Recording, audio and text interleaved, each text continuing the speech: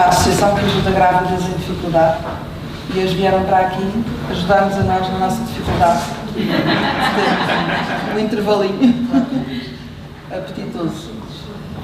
Vamos, eu já percebi que há quem não tenha estes programas, nós vamos ter a seguir ao almoço, mas então, entretanto, digo-vos que o almoço é à 1h e às 2h30 voltamos. O almoço é onde quiserem, está bem? Cada um por si. Ok? Peter, 1 hour. 1 hour? Yes. Okay. We're ready. You can drink water whenever you want. Okay. Okay. Good.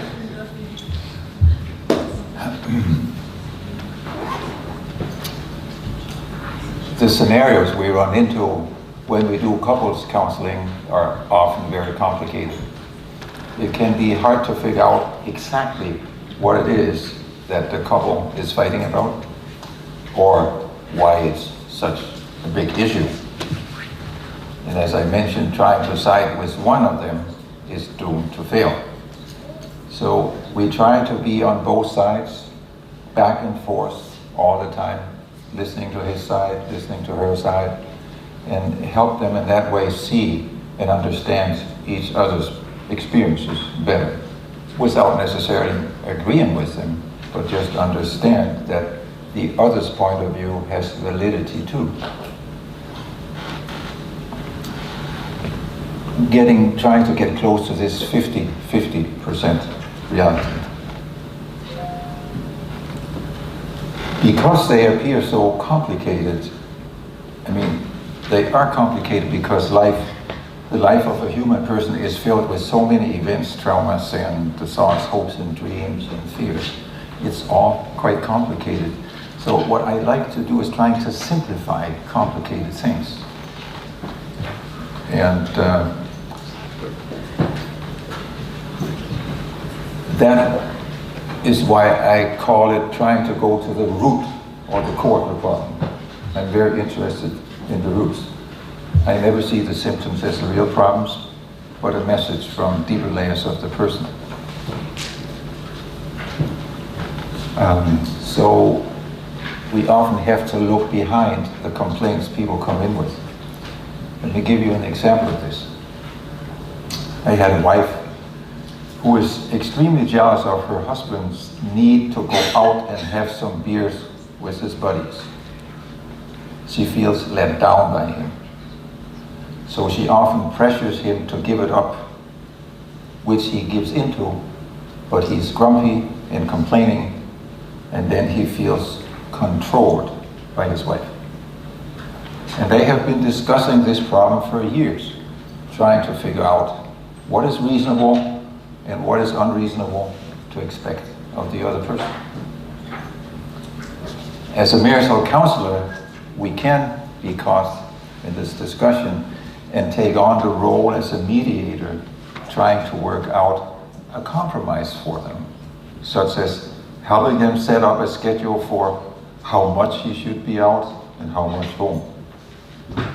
But that would be missing the mark completely. If we can look beyond the symptoms, we may discover that the problem is that she does not feel loved sufficiently by him when he is home. When he finally is home, something is missing. So just getting him to stay more home won't solve the problem. This is the root cause then. If she did experience herself being loved by him, like that she is the chosen one, she would feel safe even when he was not at home. The jealousy would end, and he would not feel controlled, and probably even like to be more home. One way of tracking down the root cause is trying to identify what I call a common denominator for the behavior. During conflicts, people only seem to focus on how they are different. So it can be refreshing to look at what they actually have in common. In marital conflicts, there are many things the parties are dissatisfied about with each other. But the common denominator here is that they both accuse the other person or blame the others for various things. In the example I just gave you, the wife blamed her husband that he went out so often to have beer with his buddies. He blamed her that she was so controlling and mistrustful.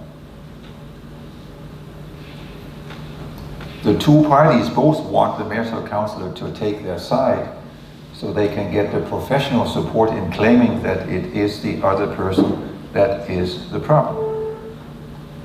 That is the blamer's agenda. But if we as counselors enter into this discussion, who is blaming correctly and who is not, then we can easily get caught in this game of trying to find out who is more right and who is more wrong. But that's a blind alley in which it will become almost impossible for us to avoid becoming a part of the conflict and then lose at least one of the parties' trust, and then we can no longer facilitate a solution between them. Only a counselor that both parties can trust can work out a solution or a reconciliation.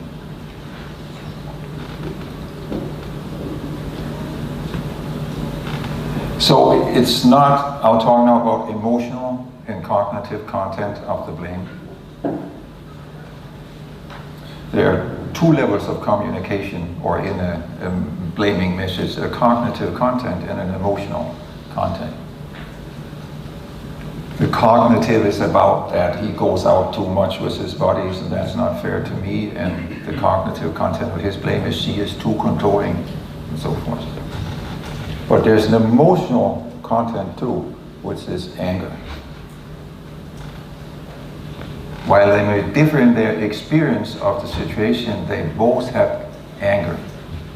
On that level, they do the same thing.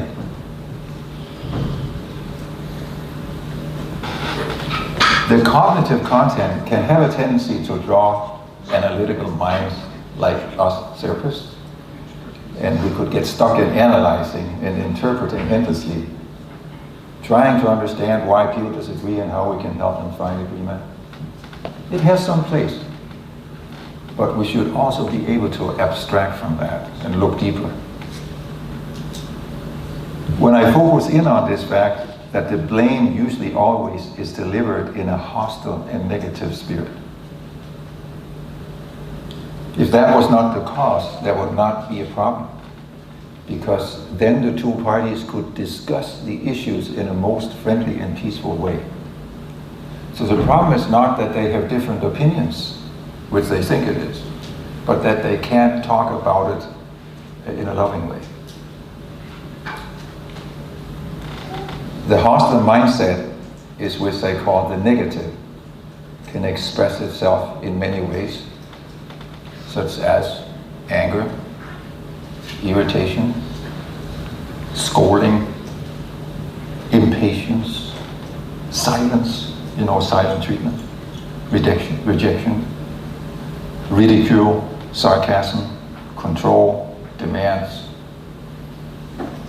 But what all those things I have mentioned have in common is that they are unloving, which is an intriguing concept to translate to Portuguese. Yes. Incompatible or something?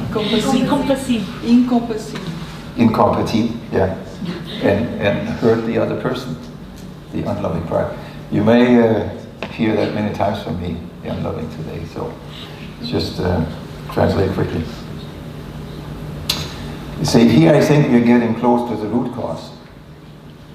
Because if both parties are searching for more love in their relationship, then it's a huge error if you think that you, by unloving acts or expressions, can generate love in the relationship. Love me or I'm going to beat you up. Right? Love me or I'm going to punish you. That doesn't work.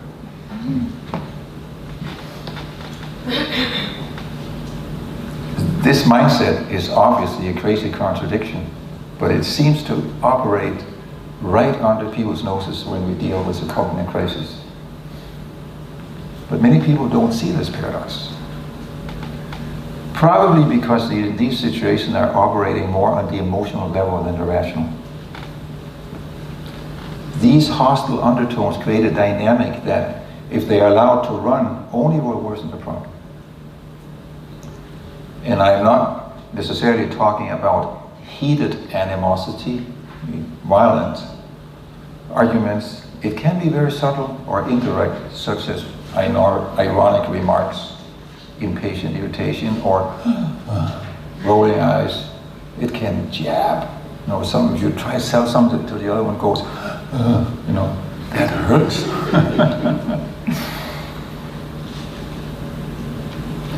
So the intensity is not that important, but it's the quality of it is important.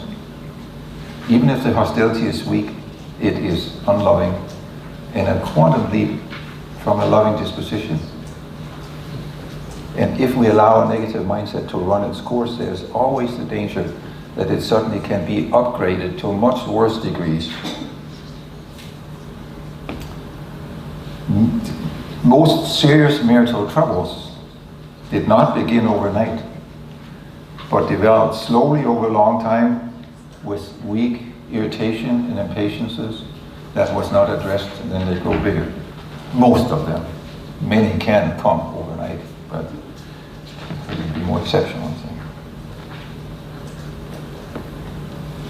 So the problem is then is not so much to figure out if the blame or accusations are justified or not, which is something that conflicting parties are very concerned about, but if we can state that blaming or other hostile dispositions are always wrong.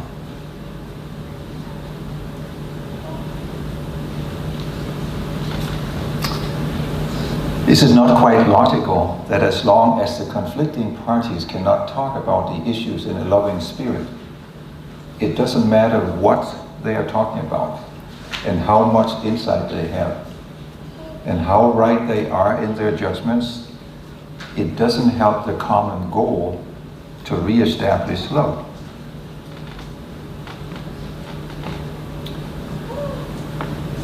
So we can see now that we're moving into consideration of moral rules for communication.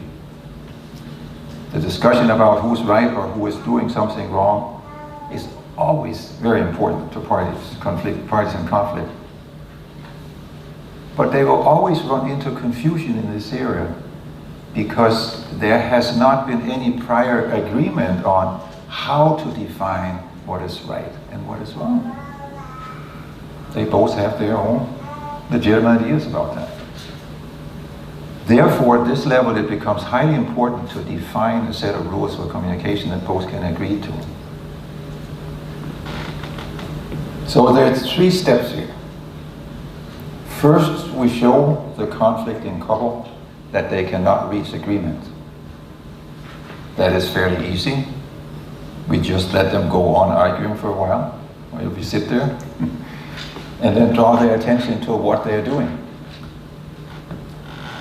Then we show them that this is because they have no agreement on common rules on how to communicate about touchy issues. And then we help them negotiate a set of rules they both can agree to.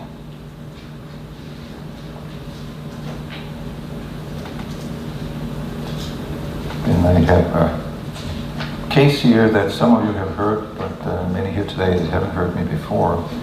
It's a couple I had that have been arguing for 15 years that come in.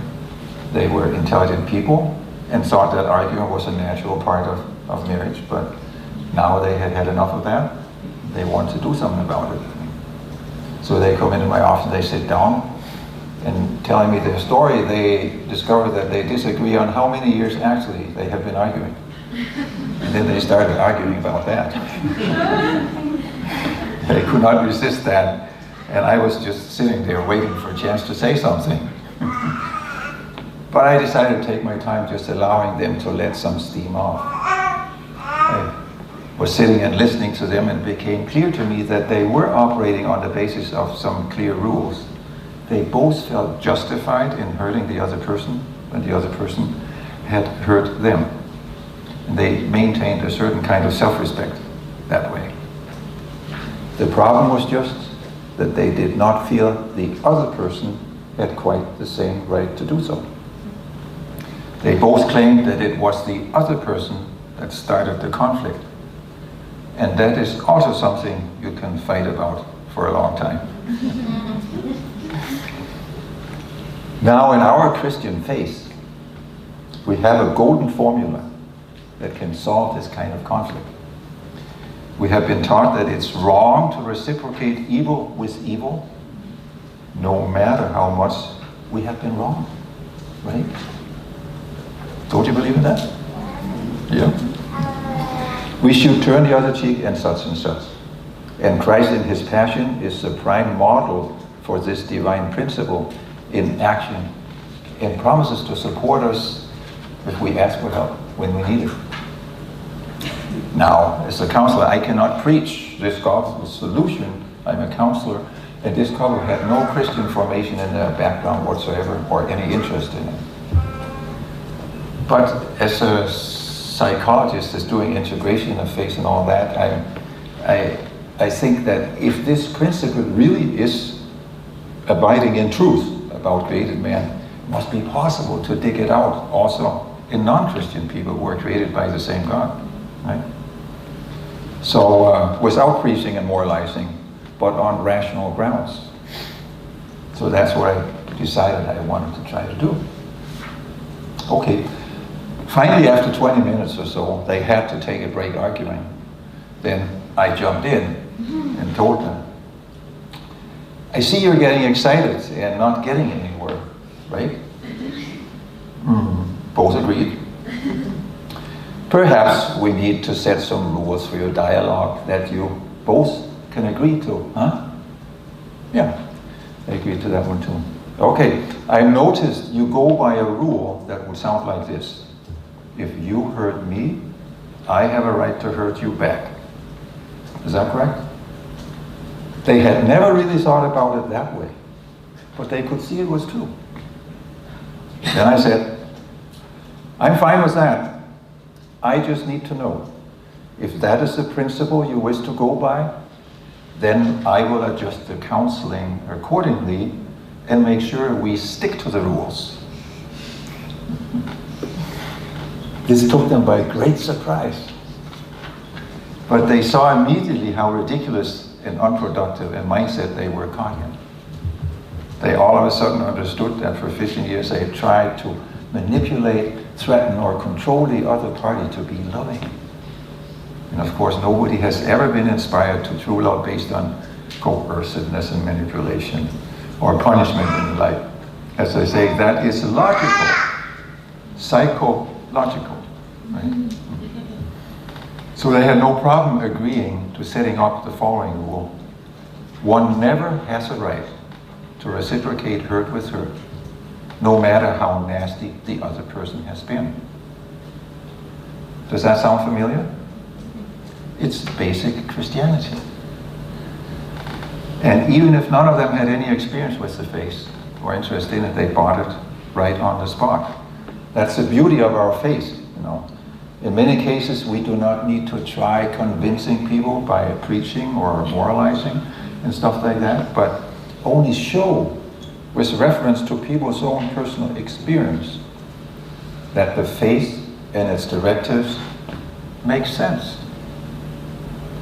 If we go deep enough into the psychological problem through psychotherapeutic techniques, then we hit the spiritual roots. And we can come out with more spiritual awareness, openness, and insights, looking also for spiritual solutions. And that is what I call integrative counseling. Believing that all psychological problems, or most, if not all, have spiritual roots if you go deep enough. So, coming from a Christian perspective, we don't need to put it in the spiritual solutions from the outside in. We just have to go deep enough with purely psychological means into areas of the heart and the pain. Then we hit We hit the limitations of psychology. What's the meaning with the suffering? What's the purpose with my life? That shows up. And then we are beyond psychology, or what psychology can handle or solve. And then we need to pull in some other wisdom, according to where the person is at in their search, of course.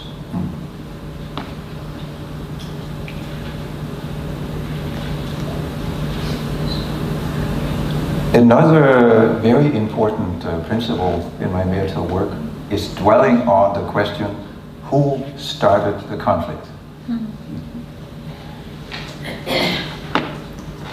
And what I'll teach you now is an approach that will help us bring an end to endless discussions about who started it.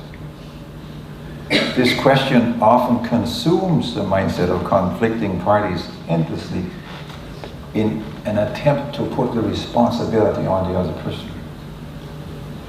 Many arguments actually are all about who started the conflict.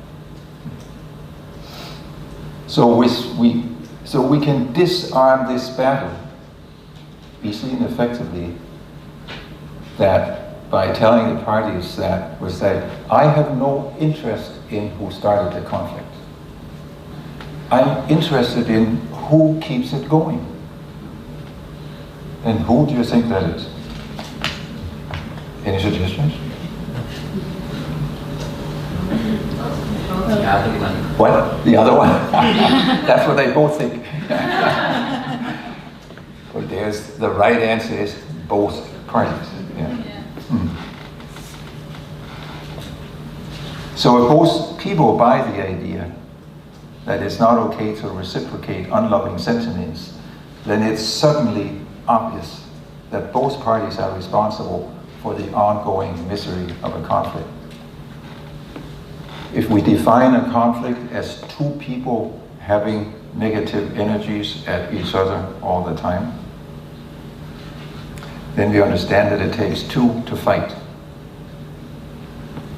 One of the person may begin being negative, but if the other responds with negativity, the other one becomes co-responsible for the conflict. So if we can make it clear to the fighting parties that the responsibility for the negative feelings in a conflict is 50-50, then we create a team spirit right there. So, and whenever we can find something both parties can agree on, we are moving from the spirit of division to the spirit of unity. It takes some work sometimes. It's not that easy done, but it's good to have it a goal, because some couples will be stuck in that it is the other party. And sometimes that party will also feel guilty, and yeah, it is my fault all the time. In couples, I often find two modes of personalities. One is a blamer, another is a guilt-ridden person. There's always one that's more tends to accuse, and the other one tends to self-accuse. And it helps to identify who is who.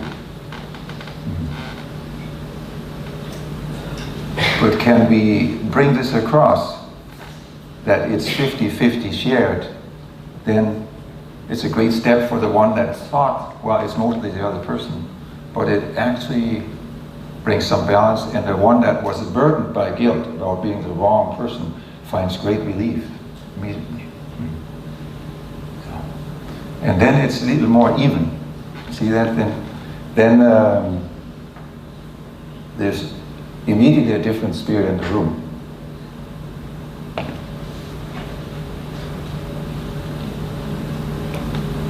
And this dynamic of 50-50 responsibility is usually very overlooked in much of this kind of work, but to me it's pretty self-evident once you have it pointed out.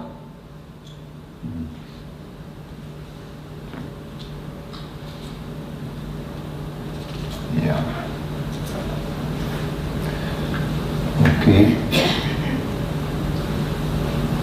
Does that make sense for you? Yeah. Now I'll talk a little bit more about blame. Blame as a cover-up for vulnerable needs. And here we will begin with looking at the cognitive content. and try to understand what the blaming is all about. And we will again see if we can identify a common denominator. What do the two parties caught in blaming each other have in common? Typically, they both experience that they do not get what they need from the other party.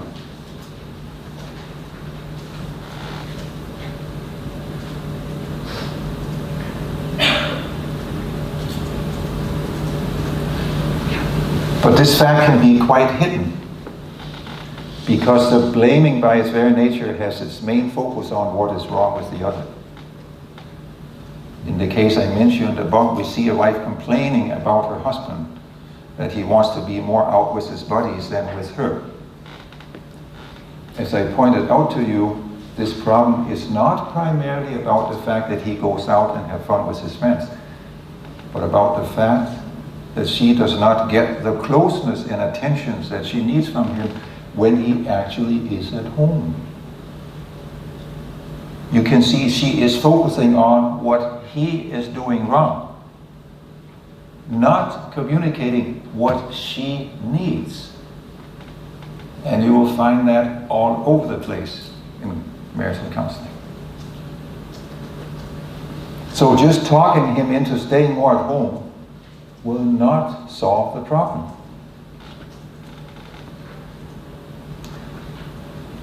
They, of course, both feel miserable about their marital issue. That is a classical one we could call the terribly jealous and controlling wife with the poor, dominated husband. When we label it that way, we indicate that she is the problem 100%. And he will definitely agree to that. The husband has a real hard time acknowledging that he's co-responsible for the wife's controlling mindset and jealousy. And at this stage, he will not be willing to buy my theory about splitting the responsibility 50-50. But if we move a level deeper and redefine the problem to be about the fact that she does not get enough love from him when he actually is present, then we can begin to sense that he probably also has a responsibility for the dysfunctional condition. Here we could easily feel tempted to end up in the other ditch and claim that it's all his fault because he failed communicating his love for her sufficiently. So that is why she's jealous and controlling, and then we could give him 100%. To think in terms of 50-50% shared responsibility is very difficult for many couples. Because this line of thinking calls for a team spirit. And strangely enough, incredibly many couples have never experienced that in their marital union they were a team, a coherent unit, one organism working together with each other, not in competition with each other. They typically see the relationship as two individuals running a parallel course and then hope that sometimes their interests and needs will match more or less. If we begin to introduce concepts like 50-50, then we enliven the idea and spirit of communion, which in itself will act as an antidote against the marital crisis that precisely is about the two of them feeling split apart, isolated from each other. Her responsibility, she's missing feeling loved by him, yes, but her 50% responsibility is about her not daring make herself vulnerable enough to admit this and ask him for love in a loving way. It's much easier for her to tell him what he's doing wrong than to say what she needs. Because in telling him, blaming him, she's angry, and you become more ego-strengthened in being angry. If you have to expose your needs, you become vulnerable. So there's deep fear of vulnerability behind all this. She's nagging and complaining and bickering about it in many versions. And that's, of course, only wants him to go out and have some more beer with his buddies. His responsibility. His problem is not really that she's trying to dominate him with her needs, which he thinks, but that she's talking to him about what she wants in an unloving way. But he's not aware of this, and hence cannot figure out how to communicate this to her. For example, he could say, "It's so unpleasant when you speak to me that way. It hurts." He takes on a blaming attitude, like, he's dumb and controlling. And the more unloving he is, the more afraid she is of losing him and his love, and her jealousy will escalate. We can see that on the level of symptoms, the problem will always reinforce itself going in overdrive. And by these dysfunctional reactions and communication, there is a payoff. Otherwise, people wouldn't go on for years in doing it. So sometimes we have to ask the couples too, what's the payoff in arguing this way? And then we all say there's no payoff, we would like to get out of it. That isn't true, it serves a function. They're avoiding the pain. They're avoiding the pain of feeling how much they long to be loved by the other person, and how afraid they are of being disappointed in that. So his way of suppressing his pain will reinforce her way of suppressing her pain. So you can see they're both in pain, but avoid feeling the pain by replacing it with anger and frustration and blaming and all that.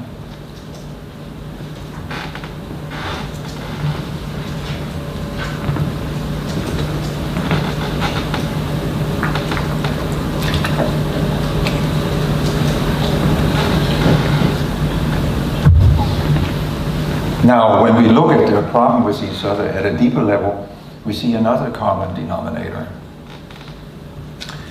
They both need to feel a loving attitude from the other person. The more we can identify common denominators, what they have in common, the more we are moving towards bridging the gap or abyss between the two of them. We can point out something they both have in common, right? And the interesting thing here is that they both have this need to receive love at exactly the same time. This is what I call the 0 point. And I'll elaborate later on that in the afternoon. They're actually in the same boat. And precisely because of that, we again can strike themes related to mutuality and togetherness, and thus begin to bring about a sense of communion, which is very important for a relationship. You can see, when you approach it like this, it's not about trying to solve the problem as fast as possible, but to understand it at a deeper level. We help the couple explore the nature and deeper levels of their pain, and through that hopefully discover common grounds or fellowship from where they can share their pain and begin to understand it's legitimate to would like to be loved by the other person. There's nothing wrong in that.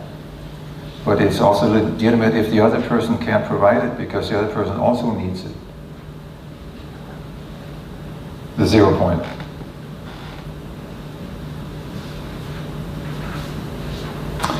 It's over the last couple of years, this concept of the 0 point has dawned on me.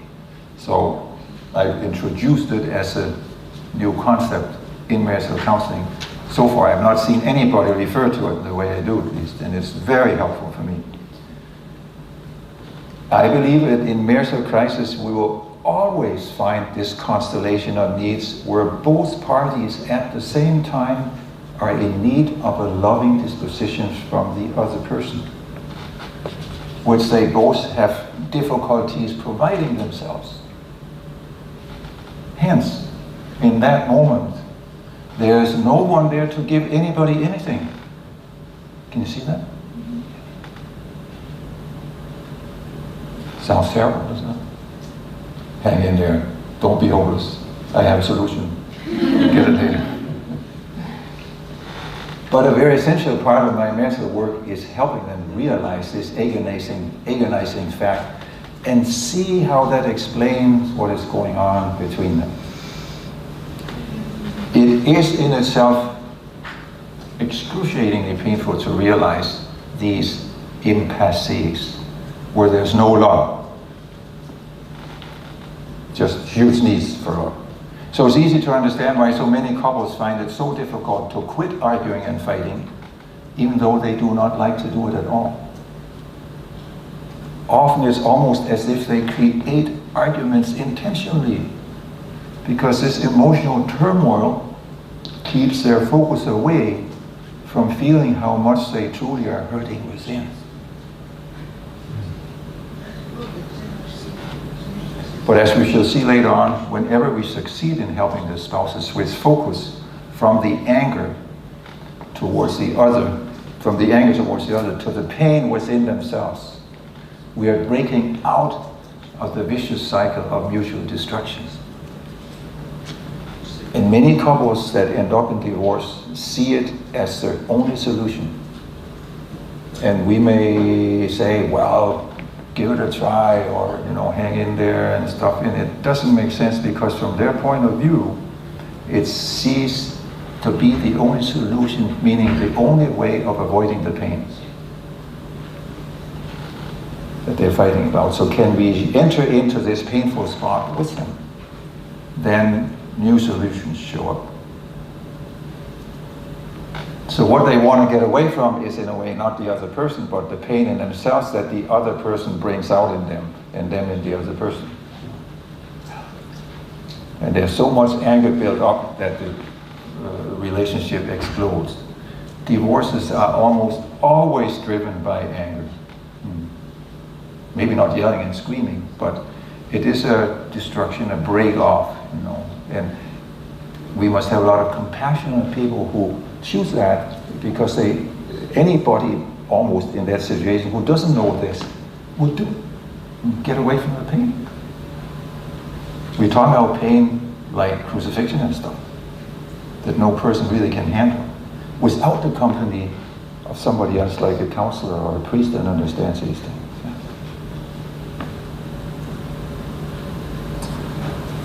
Okay. Is the speed I'm delivering this with fine? Do I go too fast for somebody? Okay, good.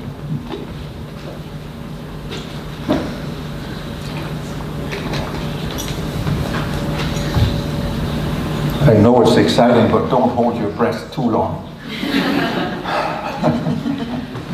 Remember breathing. The body, it's part of it. Yeah.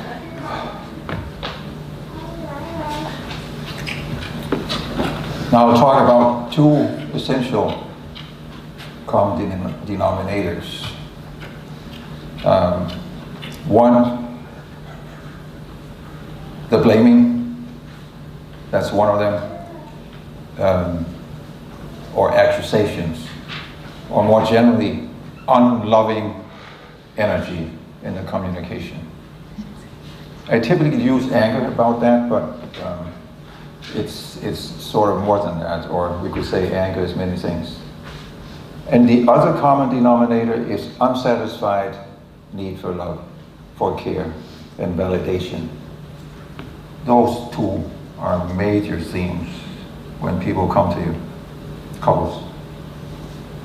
In other words, there's a presence of something unwanted, negative, and a lack of something needed, positive. One could wonder why a relationship may be filled with so much of all this negative stuff when the two came together and committed themselves in marriage in order to experience love together, to experience being loved, and to get the opportunity to love someone else. Why is there so much of the opposite stuff all the time? And with couples in crisis, is often their all the time, sometimes for years. Why is this? Then we move a little into this theory about marital dysfunction.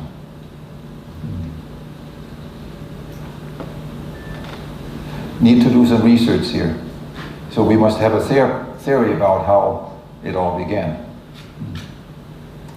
And looking at, if we can find out the history of relationships, the series can help us explain why we have ended up this way, as I was mentioning in the beginning. And I'll show you a little bit how I suggest we go about setting up such a theory. But first I want to draw your attention to another observation I have made during my many years of working with couples in trouble. I think what I'm going to tell you now is extremely important. Not that the other was unimportant. And it's a natural extension of all the reflections I've made so far. You may not like to hear it at all. You may even disagree. I kind of hate to do this to you, but I think I'm onto something with far-reaching consequences for how you may look at yourself and your relationship. But we cannot get around it. I believe that we all enter into relationships primarily in order to get something, only secondarily in order to give something. The dominating motivation for forming relationships is self-centered, egoistic, you could say, and this may be hard to admit. Some may feel provoked by this, but please note, when I use concepts like self-centered or egoism, it's not in any judgmental way. I use them to describe certain psychological dispositions and dynamics that we all have to deal with because it's part of our human makeup. Hot stuff, isn't it? Notice how the ordinary language we use supports what I'm getting at here.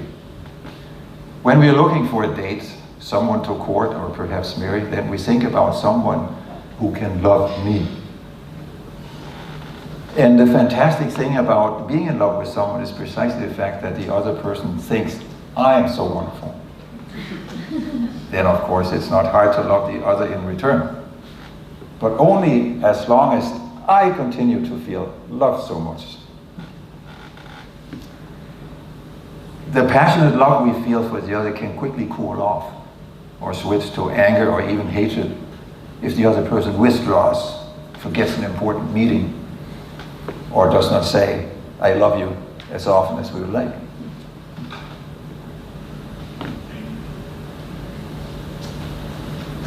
That we mostly are focused on getting something is clear from the language we use. We say, when couples are in crisis, and crises have built up, then the saying goes like this: I do no longer get what I need in this relationship. And if I do not get that soon, I'll have to find someone else who can give me what I need. One can totally feel justified in speaking like that. But notice the emphasis is on me get, me want, me need. Therefore, I mean we can conclude that when we enter into committed relationships, we typically come from a position of lack or deficiency, hoping to get something. Yes, of course we'll love back, but when we get something, you begin. If the problem was that we had an excess of love that we needed to give away, we would have no problem finding somebody.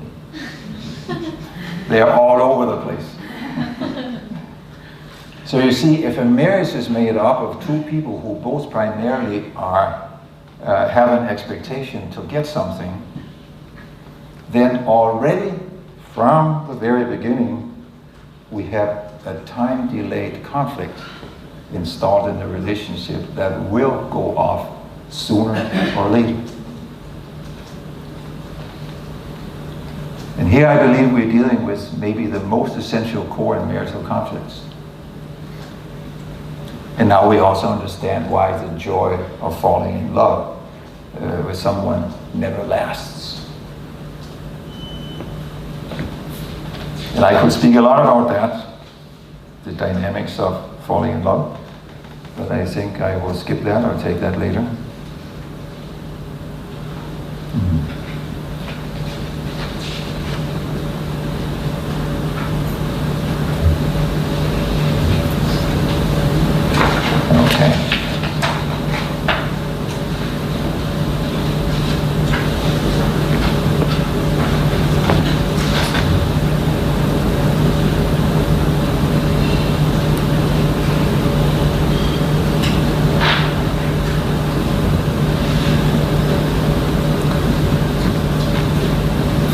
Think about and understand here that in us human persons, the huge need to be loved, to be seen, acknowledged, affirmed, validated, is an indispensable ingredient of our makeup.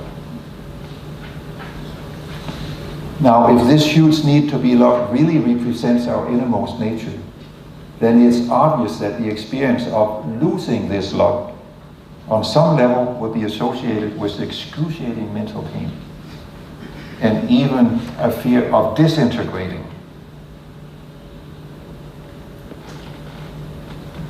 As psychologists, we know a lot about how we build up defense mechanisms to protect us against pain and anxiety. So based on these reflections, I think it makes a lot of sense that all the dysfunctional dynamics in relationships that Carl brings to our office must be understood this way as protection mechanisms,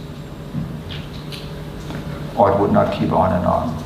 It's really important to have that around when you sit with couples, so you can see there's a purpose. Try to, even before you can go beyond that layer, begin in your heart to feel compassion for that pain they are avoiding, instead of looking at it as crazy and hopeless what they're doing.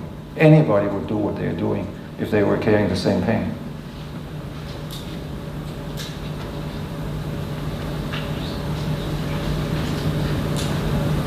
It helps the party stay busy with anger instead of feeling the pain of not being loved. It's much easier to be angry.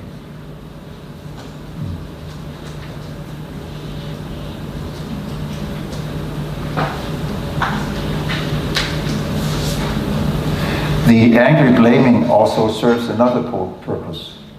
One hopes in a naive way that you can manipulate the other person to give love. It's never worked out because love can only be given freely. So the essence of marital conflicts is twofold: attempts to protect against the pain of not being loved, and attempts to pressure the other to love.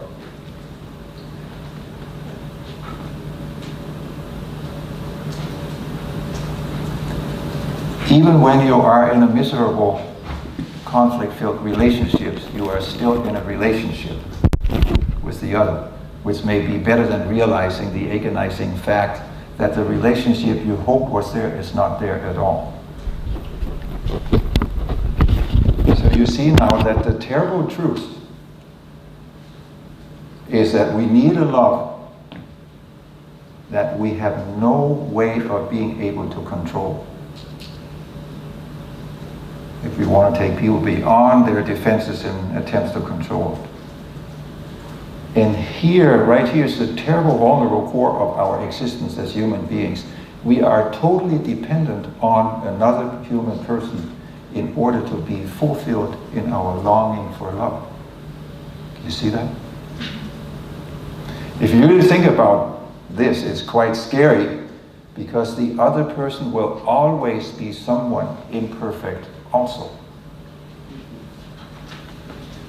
So we understand more that entering into marriage is touchy, scary, explosive stuff.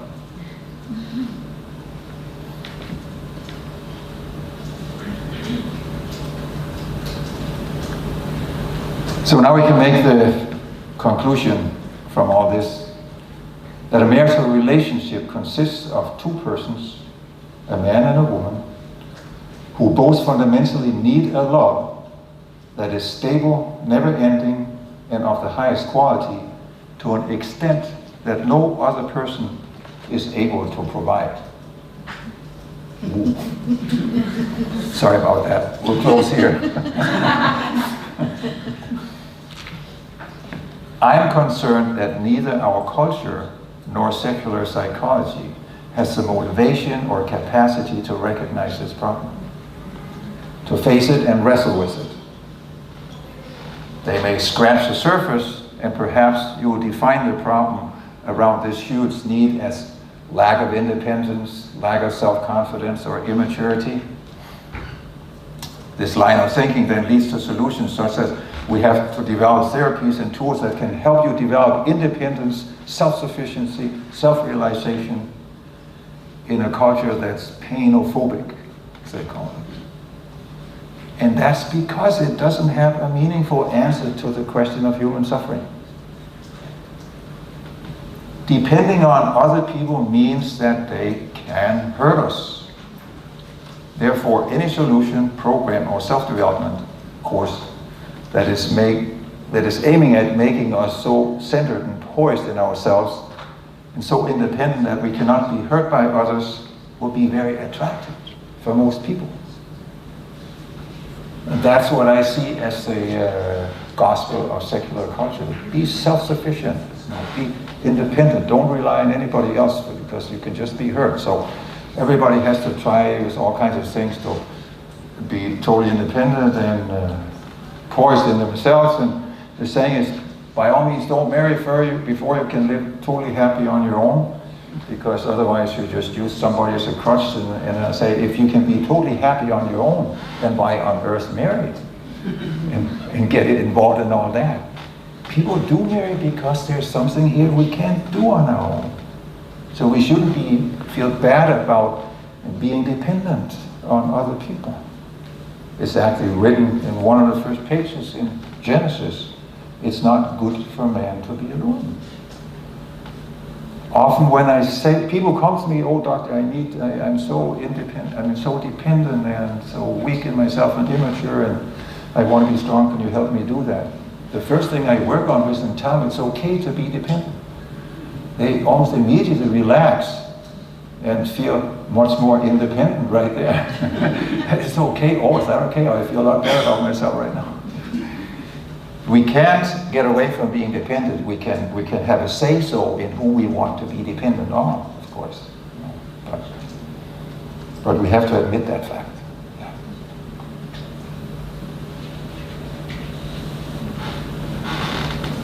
Okay, let's continue a little more.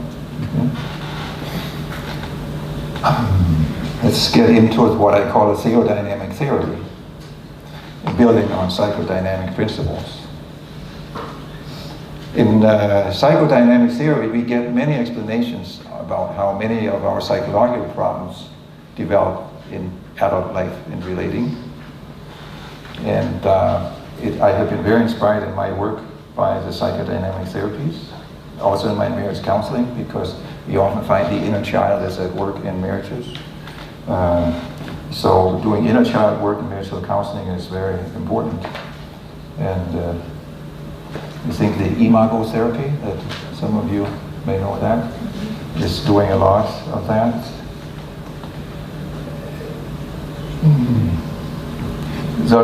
So in this way we can call traumas and stressful emotional event of childhood one of the root causes of adult psychological problems. But what's the root cause of the root cause, I like to ask? Why are so many children born into dysfunctional families? It seems like children are born with a need for perfect and complete and total love that no parent can provide.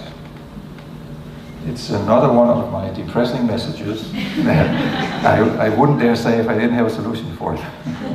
But we have to face it. So I do not see that psychodynamic theory manages to identify and treat the very root cause.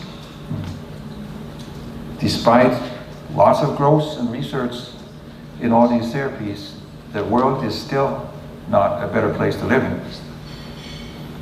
if we use concepts like love, empathy, and compassion as parameters for a good world. More and more people are diagnosed with mental illnesses, and every year we get new categories, so it's just growing. So something is missing here. What happened? What caused humanity to end up in this situation? And when did it happen? If troubles in our marriages are due to having had dysfunctional parents, then our parents' dysfunctional marriage was caused by our grandparents and so forth, right? So we do need a theory about the origin of all this. What was it about? And what went wrong in the beginning?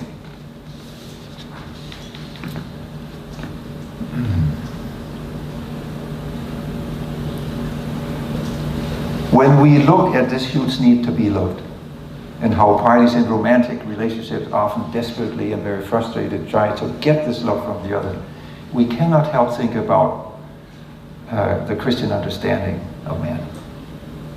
Here we see that man is defined as being created with a need for love that only God can fulfill. And that hints a little bit about how huge this need is. But for the created man in the flesh, God's love is not enough. We created with a need for a helper in the flesh also. Need for relationship with another human being in the flesh, where it said it's not good for man to be alone. You know that.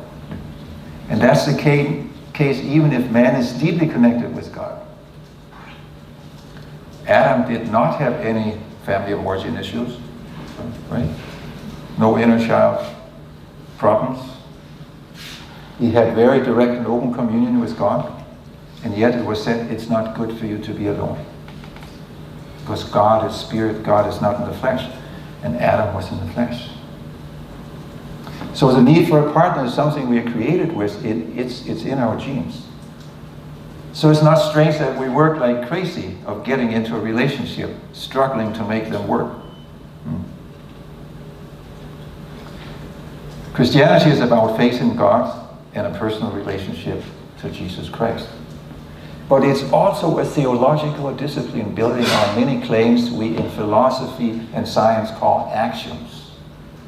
An axiom is an assumption that in itself cannot be proved, that can be used as the basis for inferring other assumptions.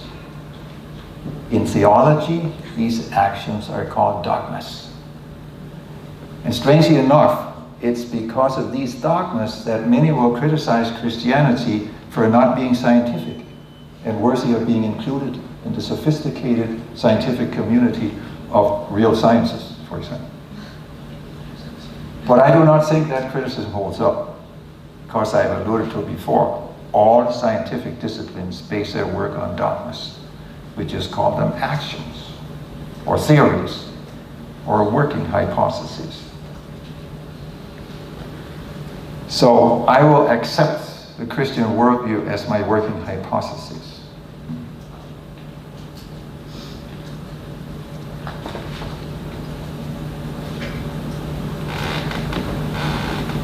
And then begin to compare our observations from our studies in the counseling room with this theory. And it is my hunch that we'll discover that in Christianity we have a theory that better than any other theories will explain the psychological dysfunction that we see all over the place. There is nothing sentimental, biased, superstitious, naive, or unintelligent, or whatsoever you may blame the Christian approach for. It's strictly scientific and uses the mythology we learn in so many academic institutions. Genesis highlights our most foundational theory. As I said, we do not know for sure this is the way it happened, but let's assume it did with the male and female and see where this assumption takes us.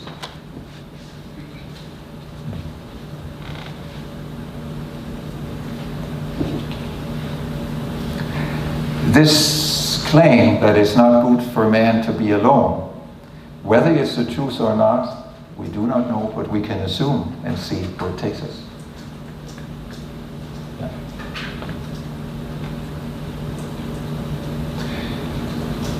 After Adam is created, God creates woman to account for the first man's solitude.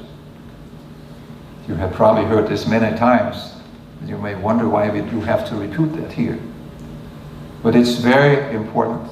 God could have created another Adam, then Adam would not have been alone either. So when God creates man as male and female as a way to overcome the original solitude, we may assume that the relationship between them is the most important and foundational relationship existing.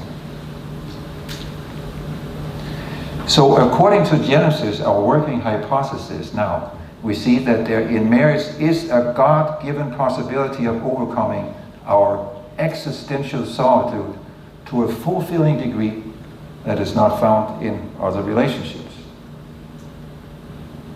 This is also why we often see that no matter how many good friends a person has, it's not enough. One will always long for the one and only to share everything of self with body and soul in order to experience the fulfillment of unity.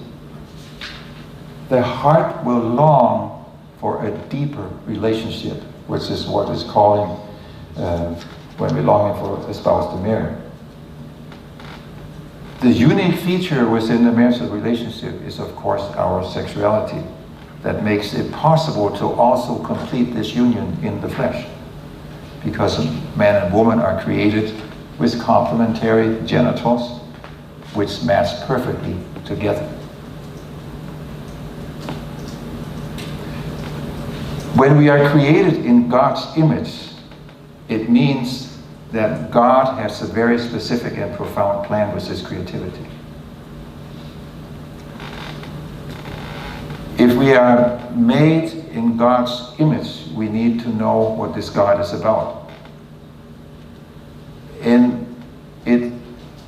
what are we supposed to be an image of? That is love, of course. And why does God want to go about all this fuss of creating? Well, the mystery of God's love has for eternity been an invisible mystery. God is spirit, and spirit is invisible compared to matter. And with creation, God desires to make this mystery of love visible. To be a human person then is to be supposed to be an image of God's love in action. And it's precisely in marriage that this love should incarnate and become visible to the world, which takes place when Adam and Eve can give themselves to each other and love each other totally selflessly. No egoism whatsoever. Now it's obvious that man only can be an image of God in this worldly presence and action if he has God's spirit within him. This means that marriage in its original intended form was only possible in the beginning when Adam and Eve were infused with God's spirit. See that? Which they were. God breathed his spirit into Adam. And their love was beautiful, romantic, passionate, blissful, unselfish, in giving themselves as gifts to each other. From these reflections, we get an idea about where all these dreams we have about romantic relationships come from. We find them in Hollywood movies with the happy endings, fairy tales. They lived happily ever after in romantic literature, and in our dreams and hopes for marriage. There we have a resonance from this, the way it was in the beginning, what we are called to. We watch these movies, we read these novels, we're allowing ourselves to be stirred deep within at the core of our longing.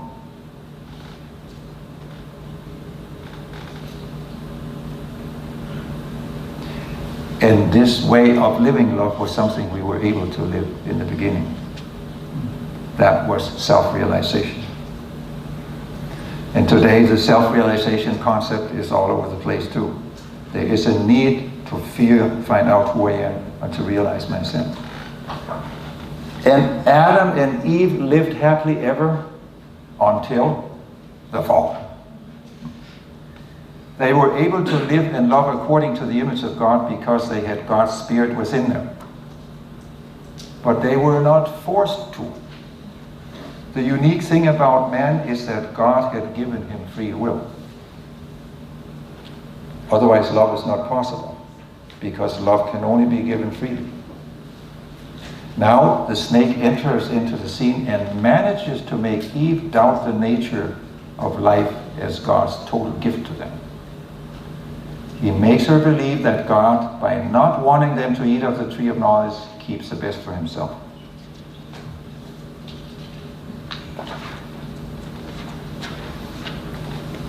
And as they believe that temptation, God says, okay, they want to do it on their own. Fine, I respect, so he takes the spirit back. The spirit that helped them to be unselfish, totally compassionate, loving, giving themselves as a gift. So after the fall, man has fallen to a lower level, closer to the animals. Egoism and desire and lust is still there, but these drives are no longer ruled by the spirit of godly, unselfish love. They turn into more greedy selfishness. However, God allows in us that a memory of the purpose of our existence is left within us, this dream, this longing. That is what John Paul II calls an echo deep within.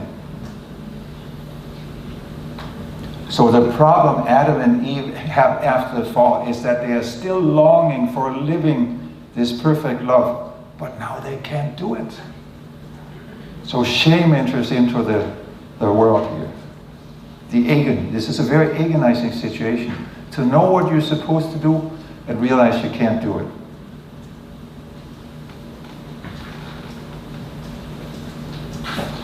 When we realize now that our current inability to love as we should is an inevitable condition of our existential baggage at this point in time of history of man, then we need not to feel guilty,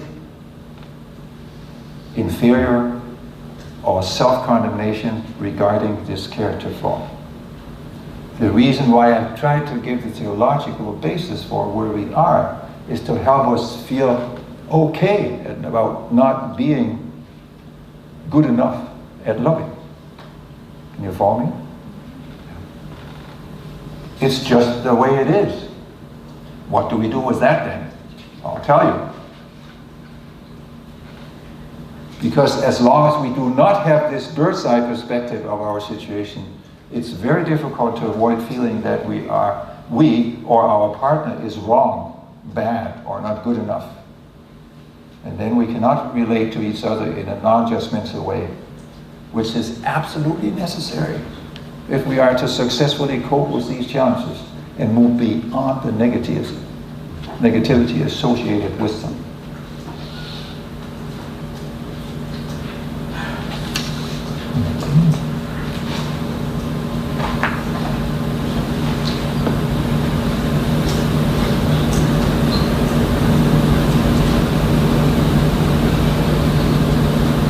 We need to understand and accept and embrace the shortcomings of the other one. We cannot expect something from the other one that the other one cannot give. I shouldn't feel bad about not being able to give this perfect love either when I don't have it to give. So we need to find some peace in that void where many people start their conflict and fights, and then move from there. Then love can flow in again. We will look more at in the afternoon how we keep love away. Love is not a performance. When you have experienced being in love with someone and love flows, you can't say, oh man, I'm really good at loving. Gosh, I know how to do this. And it just flows. And you don't know who is giving and who is getting. Both are getting and both are receiving. Yeah. So it's not a performance. It's a gift from God that will flow all the time if the heart is open. What we can do, though, we can block the flow of love by being negative, angry, critical, judgmental, or guilty, shame-based. Then love cannot flow. So one of my themes that we'll get more into is rather than focusing on how we can become better at loving, we should focus on how can we stop being unloving. Then the rest will come. It's a very different approach. For many people, their first truly declaration of love to the beloved is, I'm so sorry, I was unloving. That's true love. For many people, it begins there. Doesn't matter where it begins, as long as it begins. You understand? Okay. Thank you. Welcome. Thank you for listening to these sometimes difficult things.